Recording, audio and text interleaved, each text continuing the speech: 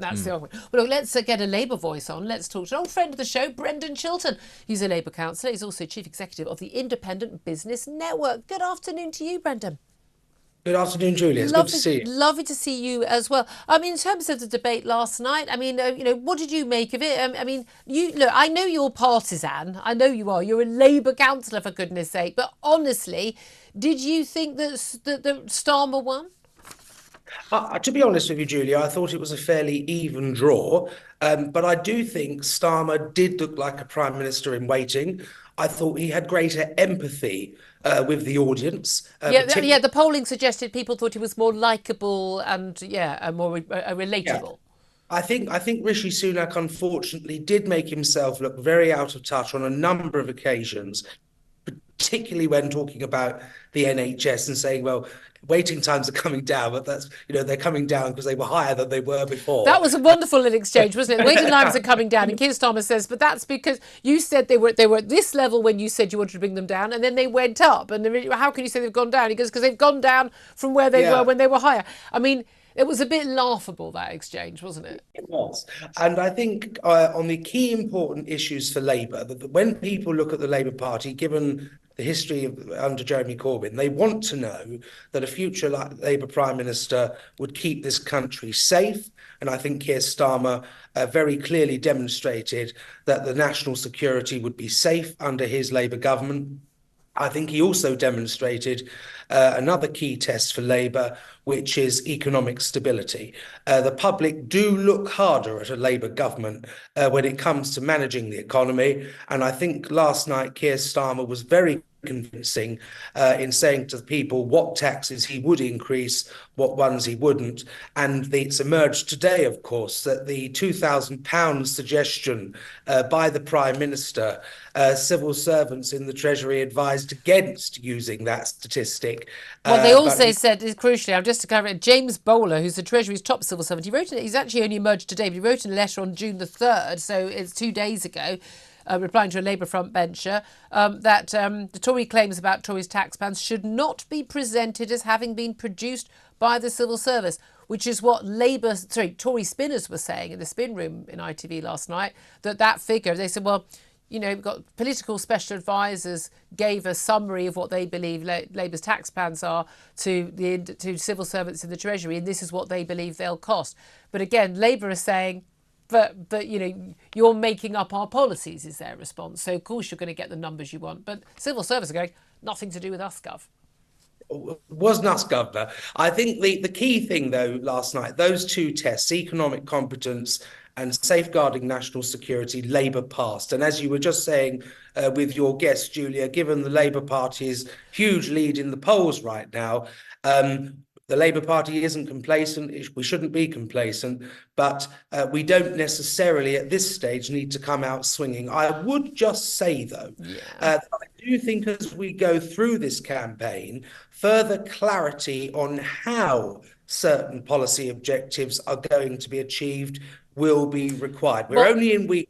It feels as though we're weeks into this doesn't it just? But we are only in week one, and I think. Well, we're in week two now. We've made it into week two. But I completely agree with you on that front. Which I think we're heading into week three, aren't we? But which is look, people are going to be asking for more detail. Well, especially when we actually see the manifestos, which we've still not seen yet. But it is interesting, isn't it, that people are throwing around claims, and it was quite interesting. David Cameron tweeted out after as Foreign Secretary, of course, former Prime Minister, saying, in terms of a party that doesn't necessarily want to give any information about, talk about what's actually going to do in the future. He says, take it from someone who has appeared in a few TV debates. If you can only talk about the past like Keir Starmer did tonight, it's because you don't have any plan for the future. He says, Rishi Sunak does.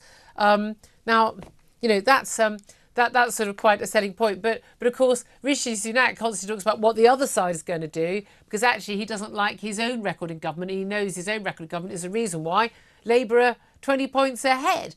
So inevitably you're going to have a bit of a scrappy debate. But were you expecting it to be, frankly, as lively as it was? Both men really came out fighting, and given both of them a sort of technocratic managerial, let's face it, they're not going to light up a party. If you're having a party, you're not going to go, oh, thank God, party in a box has arrived, Keir Starmer or Rishi Sunak, are you? They're perfectly nice, Perfectly. I mean, again, I've had conversations with both men. They're perfectly nice, perfectly pleasant gentlemen. But they're not known for being the life and soul, are they? But they both came out fighting. If I was hosting a party, Julia, Keir Starmer would be second on my invite list, behind, of course, yourself. I thank you. But I do think last night they did come out punching. We saw a different side to Rishi Sunak and Keir Starmer. I think Keir Starmer, though, just had the edge on Rishi Sunak. I thought Rishi at times looked tired. I thought he looked quite angry. And He did get quite tetchy, didn't he?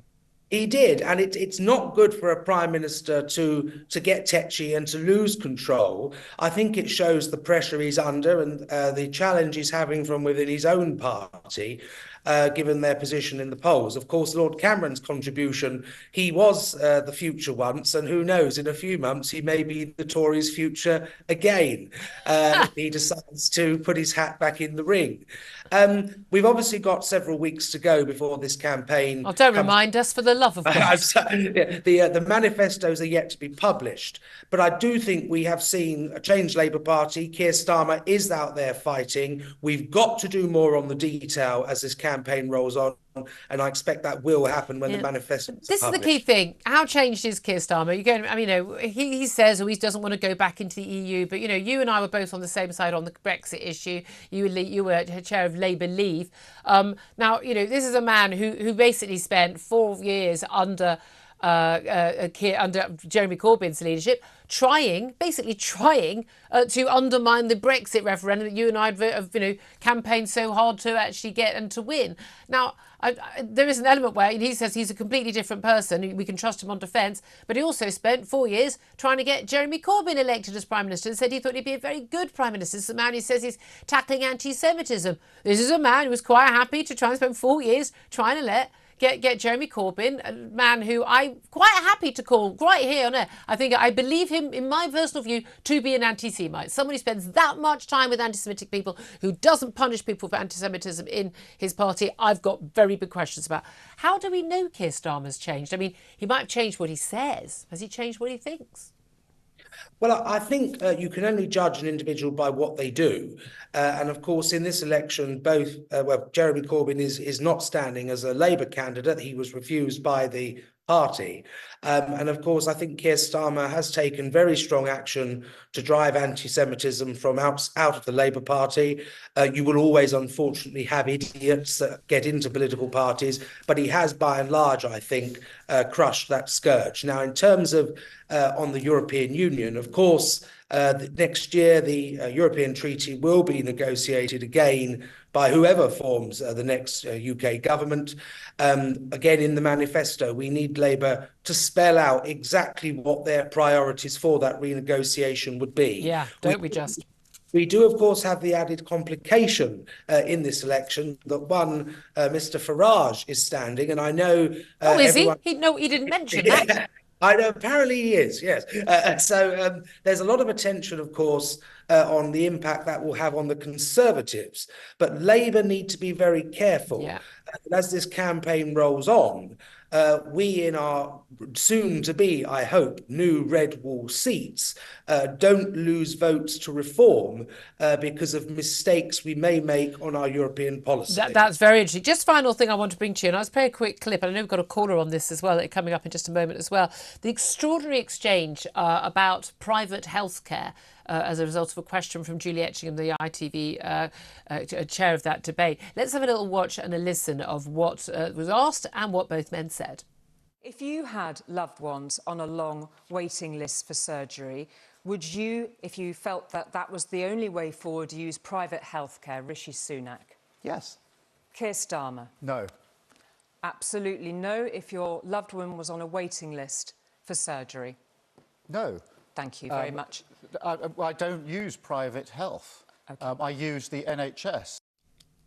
Brendan, what did you make of that response? Clearly from Rishi Sunak. He's married to the heiress of a billionaire. He's worth hundreds of millions. Of course he's going to use private healthcare. And let's face it, if he wasn't in Prime Minister, that's what he'd only be using.